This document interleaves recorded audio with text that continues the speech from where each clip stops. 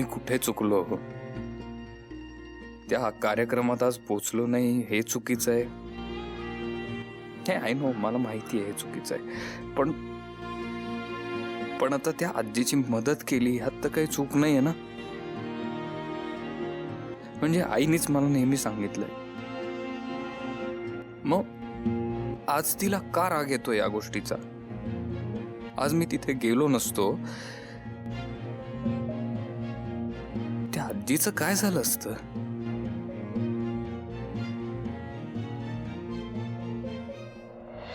स्वतःच्या लग्नाच्या कार्यक्रमात हजर न राहता बाहेरच्या कुठल्या तरी कार्यामध्ये तू जाणं, त्याला महत्त्व देणं, हे मला अजिबात पटलेलं नाहीये. तू केलेल्या मदतीमुळे तू तुझ्याच लग्नाची आहुती द्यायची तयारी केली आहेस. नाही म्हणजे हा अपशकुनच आहे. आई अगं तुला कळतंय का, हे लग्न आपल्या घरासाठी अजिबात चांगलं नाहीये. आशूचं काहीही चुकलेलं नाहीये सीता. अगं उलट त्यानं एका गरजूला मदतच केली आहे. त्यानं केलेल्या अंत्यसंस्कारामुळे एका जीवाला मुक्ती मिळणार आहे आणि अंत्यसंस्कार करणं हे पुण्याचंच काम आहे. त्याने दिव्याला समजून घेतलं. तिचा चेहरा किती पडला होता हे बघायला तू तिथे नव्हतास आशू. यासाठी मी तुला कधीही माफ करू शकत नाही.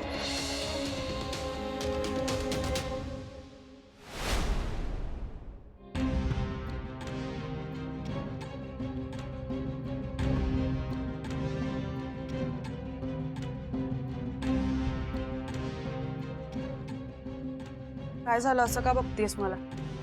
मी तुझ्याकडं का बघते ते तुला चांगलं माहिती आहे. प्लीज हा बाई आजी, मला काही माहिती नाही. तुला माहित नाही? मी तुझ्याकडं का बघते हे तुला माहित नाही? दिव्या, तू काय मला येडी समजलीस काय ग? का डोसक्यावर पडलेली समजलीस? म्हणजे म्हणजे अगं इतकी निर्लज्ज असेल असं वाटलं नव्हतं ग. तुला खोटं बोलताना लाज नाही वाटत? रामभाऊनी सोनं मागितलेलं नसताना बी तू आम्हासनी सांगितलंस की 5 तोळे सोनं त्यांनी मागितलंय म्हणून. अगं किती खोटं बोलणार आहेस तू आमच्याशी.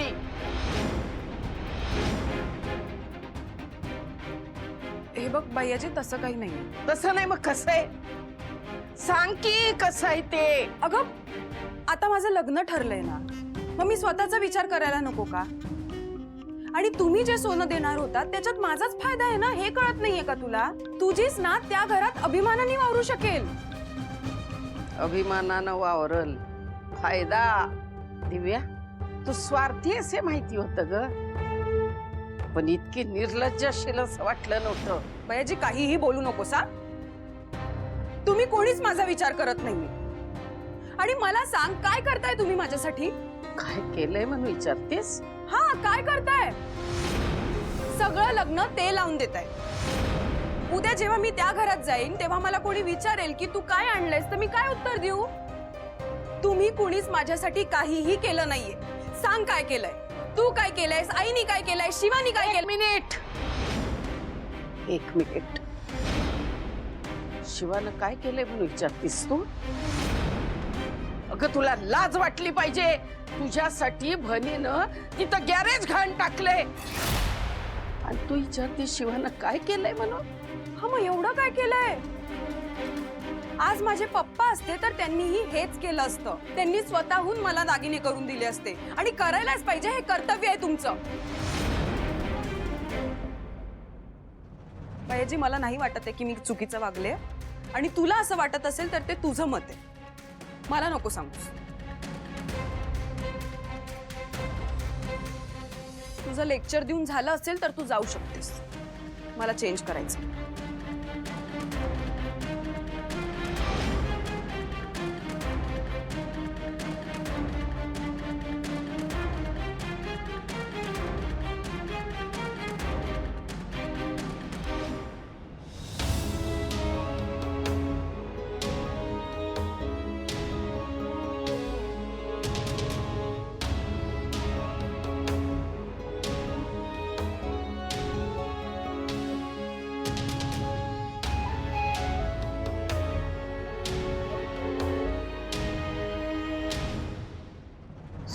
लेकरा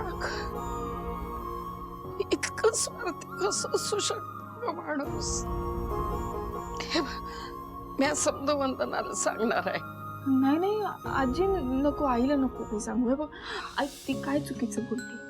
बरोबर तर बोलली. पप्पा असते तर हे सगळं केलं असतं ना त्यांनी, आणि ह्याहून जास्त केलं असतं अगं.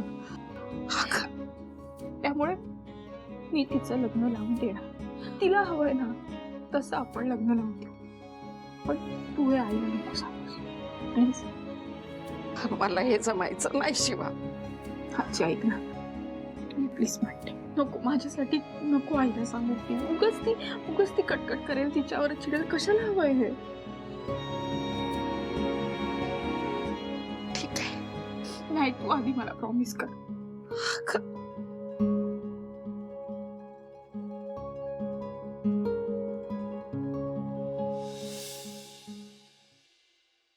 आशू, आपण नेमका कसला विचार करतोय? नाही म्हणजे तू करत होता तोवर ठीक आहे, पण आता मी करतोय, पण कसला? तुझं काय आहे? माझं काय फील घेतोय ना तुझ्यासारखा? फील घ्यायची सिच्युएशन आहे काही? एक तर माझंच कन्फ्युजन आहे, मी चुकीचं वागलो का बरोबर वागलो, आणि तू फील घेतोस. मग माझ्यावर जे संस्कार केले तसे मी वागलो. हे मला आईनीच शिकवलंय की कोणी मदत मागितली की भरभरून मदत करावी, हात आकडता घेऊ नये. मी तसंच वागलो, आणि आता तीच चिडली आहे माझ्यावर.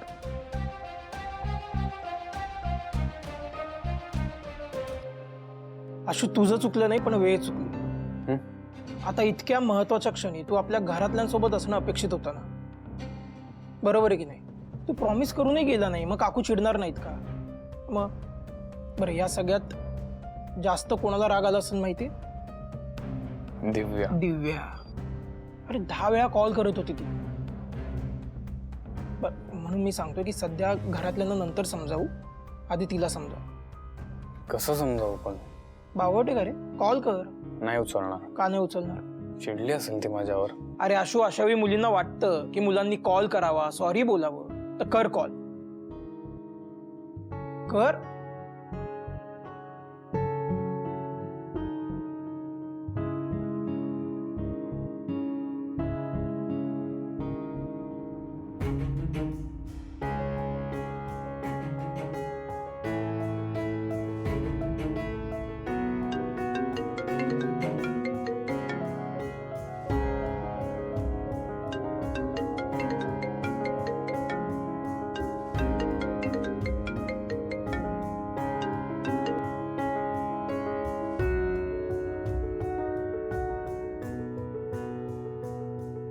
अरे पहिला कॉल कट केला म्हणजे हा छुपा मेसेज आहे की दुसरा कॉल कर.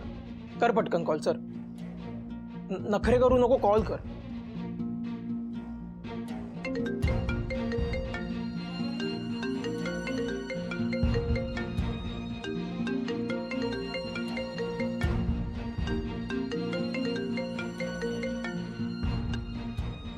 बोल. हॅलो दिव्या, ऐक ना, आय एम रिअली सॉरी, मी नाही येऊ शकलो. मी एका सिच्युएशन मध्ये अडकलो होतो, मला त्याबद्दलच तुझ्याशी बोलायचं होतं. मला नाही बोलायचं. अगं माझं ऐकून तरी घे ना. नाही म्हणजे नाही. मग तुला कधी बोलावंसं वाटेल? मला वाटेल तेव्हा करेन मी कॉल तुला आशू. आणि काल मला एक गोष्ट कळली आहे की तुला माझी काहीही पडलेली नाही. अगं असं नाहीये. मी तुला 10 कॉल्स केले, तुला एकही कॉल उचलता आला नाही. काय समजायचंय मी? खरं तर ना मला तुझ्याशी बोलायचंच नव्हतं. मी का फोन उचललाय मला माहिती नाही. मी शांत झाले की मी तुला कॉल बॅक करेन. बाय. हॅलो हॅलो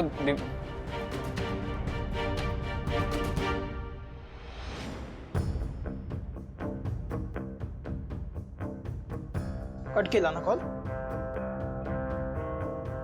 आशू, खरं सांगू का? आशू, या सगळ्यात ना त्या शिवाची चूक आहे. तिने चुकीच्या वेळी कॉल केला. हे बघ आशू, तू शिवाशी मैत्री का केली होती? कारण वस्तीत दिव्याला भेटायला जाताना अडचण येऊ नये म्हणून. पण आता ती शिवाच तुमच्या दोघांमधली अडचण झाली, असं नाही वाटत का तुला? म्हणजे बघ, आता तू वस्तीत जातोय, पण दिव्याला भेटायला नाही तर शिवाला भेटायला. तू दिव्याच्या मागे धावायला हवं, तर ती शिवा तुला तिच्या मागे पळवते. आज हे कर उद्या ते कर, नको त्यावेळी कॉल करते. म्हणजे आशू हे बघ, मला शिवाचा तसा काही प्रॉब्लेम नाहीये, पण सध्याच्या परिस्थितीवर एकच उपाय आहे, तू तिच्याशी बोलणं कमी कर. कारण शिवामुळे दिव्या लांब जाते रे, आणि यात तुझं नुकसान होतंय. पटतंय ना तुला? पटतंय. आता काही करून दिव्याचा राग आधी घालवला पाहिजे, मग शिवाचं बघू नंतर. करेक्ट. त्यामुळे सध्या मिशन दिव्या. आणि समजा या दरम्यान शिवाचा कॉल आलास तर उचलायचा नाही. गुड. गुड. चल.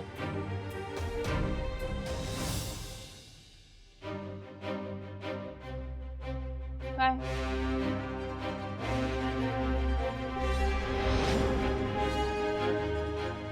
काय आहे? शिवा, आम्ही सगळ्यांनी मिळून हे पैसे जमवले. हां. पण काही झालं तरी गॅरेज वाचवलं पाहिजे. हा, हे पैसे आम्ही चोरले नाहीयेत, आम्ही सगळ्यांनी वाचवलेले पैसे. शिवा भाई तू बोल फक्त.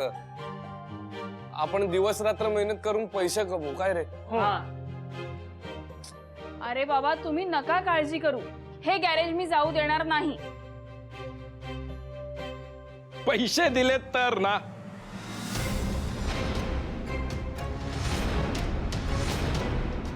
आणि पैसे देणार कुठून?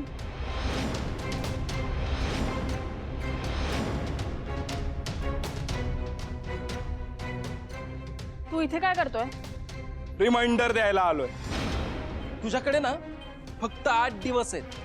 किती? 8 दिवस. या 8 दिवसात तुला माझे सगळे पैसे परत करायचे. आणि जर का असं झालं नाही ना,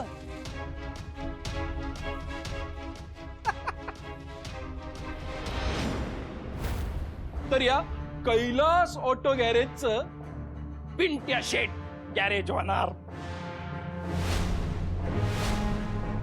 ए पिंटे शेठ, नाव बदलूची वार्ता करू नकोस, नाहीतर आम्ही तुझं नाव बदलू. हा घाबरलो ना भाई, घाबरलो. हा माझ आहे ना, पैसे असल्यावर दाखवायचा, आता नाही. आता बोललास ते ठीक आहे, पुन्हा जर बोलला ना तर बघच. काय बघू? तू असा मार्शल बाबा. राग आला, सोन्याला राग आला. शिवा, तुझी पोरं ना तुझ्यापेक्षा लई अति आहेत. आती बघायचं तुला, बघायचं, दाखवू का आम्ही तुला किती आती दे. नका रे, काही नका बोलू, मुद्दाम करतोय तो. आणि तुला पैसे दिल्याशी मतलब आहे ना, मग झालं तर तू जा आता. येणार पिंट्या शेट येणार. एक गॅरेज घेणार. गॅरेज. पिंट्या शेट येणार, गॅरेज घेणार. शिवा, आता काय करायचंय? त्या पिंट्या शेटने खरंच गॅरेज घेतलं तर? अरे असं कसं घे, आपण सगळे मिळून पैसे देऊयात ना. अरे पण आपल्याकडे फक्त एकच आठवडा बाकी आहे. शिवा, एका आठवड्यात 3 लाख रुपये कुठून आणणार आहेस तू? हा,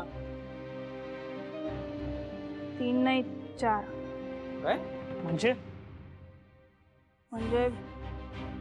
मी 1 लाख रुपये कांता शेट कडून उधार घेतले होते.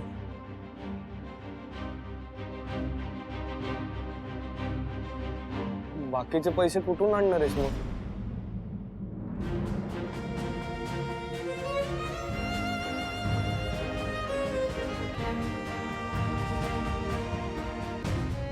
पप्पा, तुम्हीच मला यातनं मार्ग दाखवू शकता.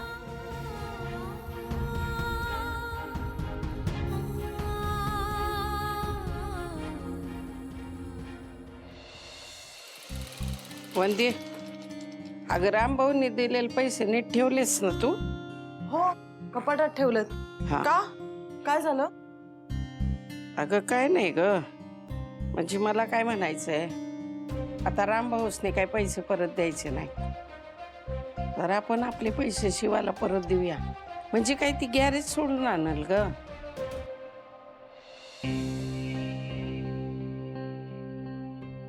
आई, म्हणजे मी काय म्हणते, अडी अडचणीला लागले तर असू दे ना आपल्याकडे.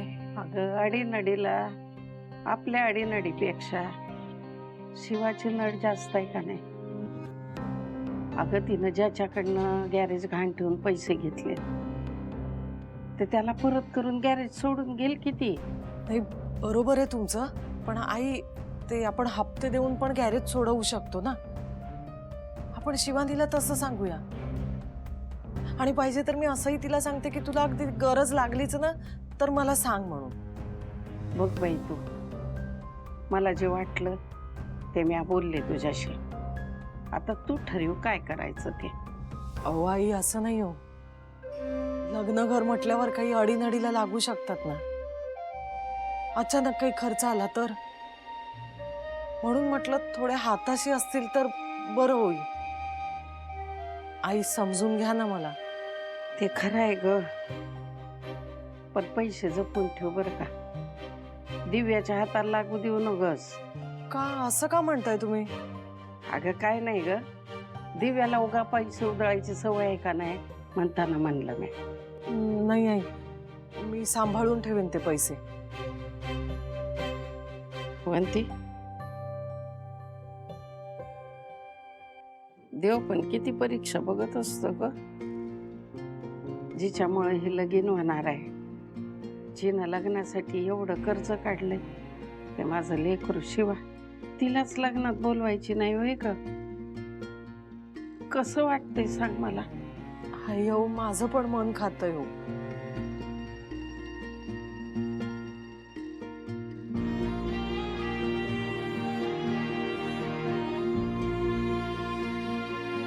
पण त्या दिवशी होळीमध्ये जो प्रकार घडला ना, त्यानंतर शिवानी बद्दल त्यांना सांगायचं आता धाडसच नाहीये हो माझ्या. त्यात शिवानी दिव्याची बहीण आहे हे जर कळलं ना तर दिव्याच्या लग्नाचं पण अवघड होऊन बसायचं. अजून आली नाही रे ती. एवढा वाईट वागलो का मी? चिडली असेल ती खूप. आता ती आल्यावरच कळेल किती चिडली. नाही, येईल ती. आपल्याकडे वाट बघण्याशिवाय काय पर्याय आहे? एक काम कर, कॉल कर. फोन नाही उचलणार ती. आशू कर ना, करून तर बघ.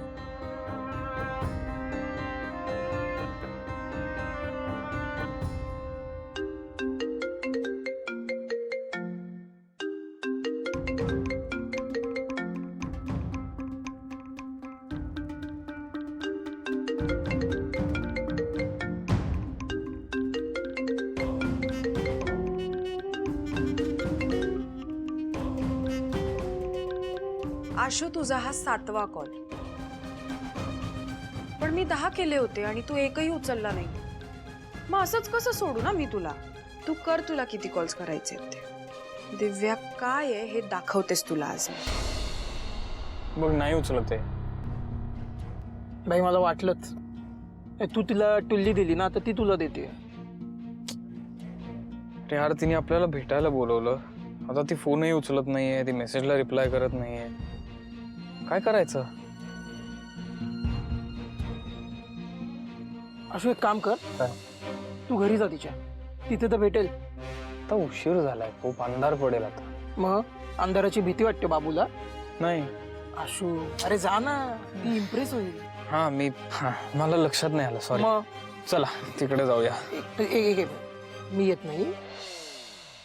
तुमच्या दोघांचीच पैसे, मी कशाला उगीच कबाबमध्ये हड्डी, कळतंय का? आणि जाताना काहीतरी गिफ्ट नाही. मी जाताना तिच्यासाठी सुपर मार्केट मधनं काहीतरी उचलतो. Best gift. All the best.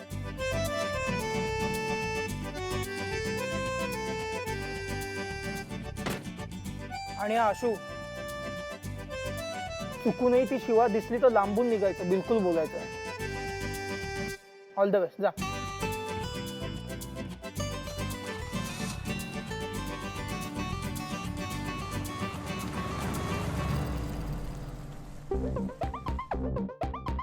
बापरे, डोळा वॉर्निंग देतोय.